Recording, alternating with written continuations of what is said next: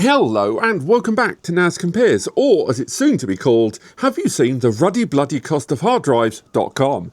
Today I want to talk about the newly revealed Zimacube 2. That's right, this is a brand, Ice Whale, that we've known about and been familiar with for a number of years here on the channel. From the original Zima board and Zima Blade, then there was Casa OS and then Zima OS, that great operating system for DIY NAS, and then eventually going to crowdfunding there was the Zimacube and the Zimacube Pro back in late 2023 and mid-2024. The Zimacube 2 is the latest iteration of their series, and it's arriving directly onto traditional retail. And I have got such complicated feelings about the Zimacube 2 that I really need to get off my chest in this video.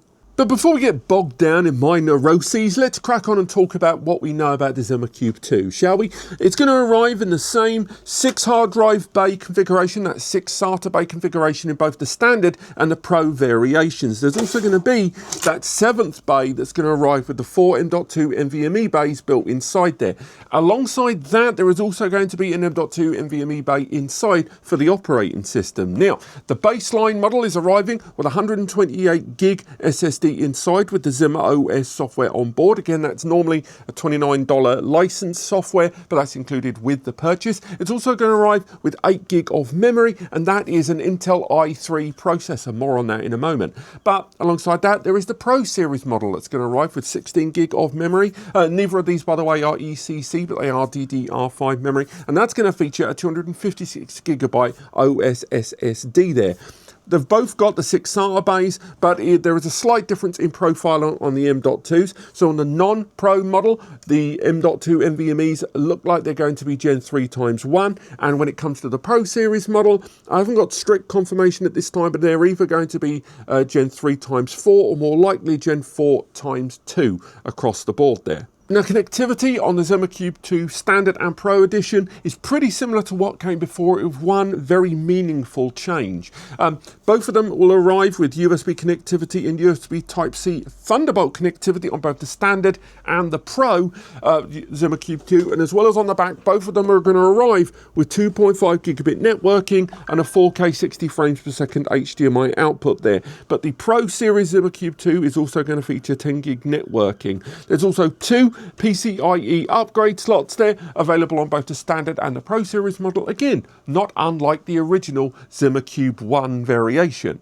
Circling back to the subject of the CPU there, the standard class Zimacube 2 arriving with an i3, as mentioned, it's not going to be that Intel N305 or N355. It is actually going to be a full fat i3, a 6-core i3 at 4.4 gigahertz at burst. It is the i3-1215U. We've seen that CPU recently on the new Ugreen system, that DXP 4800 Pro. It's a decent little processor there with a good amount of heft underneath there.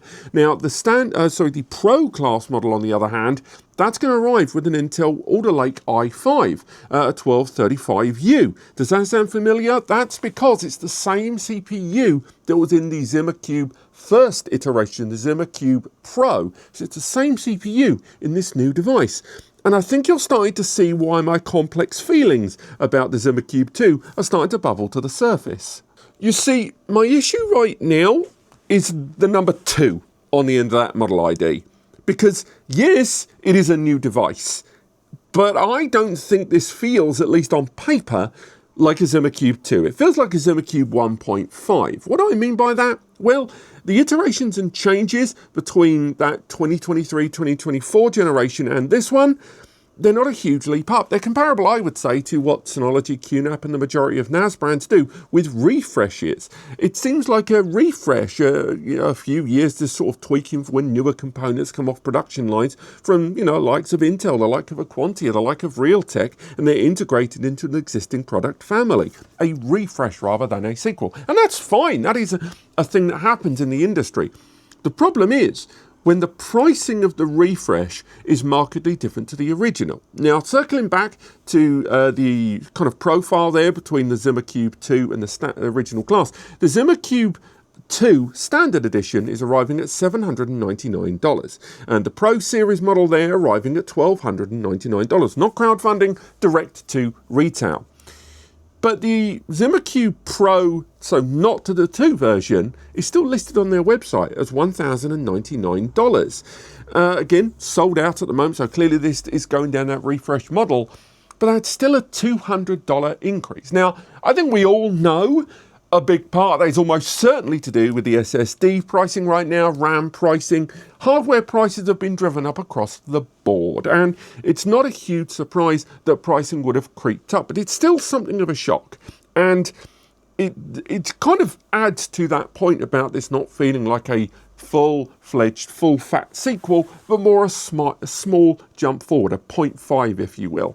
Now, the non-Pro version is actually quite a marked improvement. Arriving at $799, yes, it's only got 8 gig of RAM and it's got 128 gig SSD, but they have scaled up notably from the Intel Alder Lake N100 processor, that little quad core that was in the original non-Pro version, and scaled that up. Alongside that, it's arriving with Thunderbolt 4/USB 4 connectivity, something that was absent on the original. Now, undeniably, the Zimacube 2 non-Pro is indeed a price increase just like that was on the Pro Series model, but it's kind of more understandable because the CPU has jumped up and the connectivity has improved. Now, we've also got to talk about the development and the release and the years that have gone by on the Zimacube series, because one look around online and you find out that the first waves of the Zimacube and Zimacube Pro systems, well, they didn't arrive in the perfect form that users wanted. Whether it was the original Zimacube when it rolled out, a lot of early reviews that were built, including my own, on prototype releases rather than the full-fat released product post-crowdfunding, there was changes that needed to be made to SATA controllers and stuff like that online. And then when the Pro Series did arrive, lots of users complained about cooling, complained about noise, complained about power delivery in some cases. These were things that were addressed over time, and later releases had improved cooling systems, improved fan management, and improved power delivery. These are all changes and improvements that I'm pretty sure are going to be integrated on day one of the Zimacube 2 series. That is a good thing, and also kind of indicates why that pricing increase is what it is over the previous generation and the Zimacube 2. But that doesn't, alter my slightly complicated feelings about the Zimacube 2 feeling more like a mid-range refresh rather than a fully fledged sequel. Also, and I've barely touched on it, Zima OS. Zima OS has seen so much be improved upon, added to, and just make it a far more stable and interesting platform over the recent years, as both a DIY build-your-own operating system, but also as a turnkey solution. And add to that features such as direct USB 4 connectivity point-to-point, something that is universally still not as common as it should be in 2026, and they're rolling it into their software both in and outside of their devices is really, really impressive. This is a turnkey solution. So it would be very easy for me to just immediately pull systems like the U-Star and the Minisforum N5 out of the air and do drawed comparisons, but this is still a true turnkey solution with a true first-party software and hardware involvement. And that has to be appreciated, and unfortunately, that is also reflective of the price. Zimacube 2, as long as it arrives on day one, good to go with all of the improvements, all of the changes and feedback applied to it that we saw happening in real time during the redevelopment, crowdfunding and release of the original Zimacube. If all of that is packed into this Zimacube 2, this isn't this, by the way, this is my original Zimacube 2 that's been on for the better part of a year and a half doing different testing for other NAS operating systems and Zima OS. But when the Zimacube 2 arrives, I want it to arrive perfect out the gate because, frankly, it doesn't have an excuse not to be based on it using the pre-existing profile of the previous generation.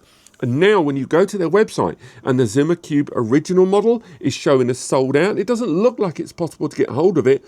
The Zimacube 2 seems to be their mainline product there and is completely replacing the original variation. So for now, until I get my hands on a Zimacube 2 and the brand explains exactly what's changed between the two devices, I'm going to remain on the fence a little bit longer. The Zimacube 2 has a lot of potential, and it has to fulfill that price tag and that potential on day one, not day 365. Let me know what you guys think. Did you purchase one of the Zimacube solutions? Have you been using Zima OS for a number of years? Have you been holding out when you missed the chance at Zimacube 1 and thought, you know what, I'm going to hold out for the next iteration, and has this buttered your bread? Let me know in the comments below. But apart from that, thank you so much for watching, and I'll see you next time.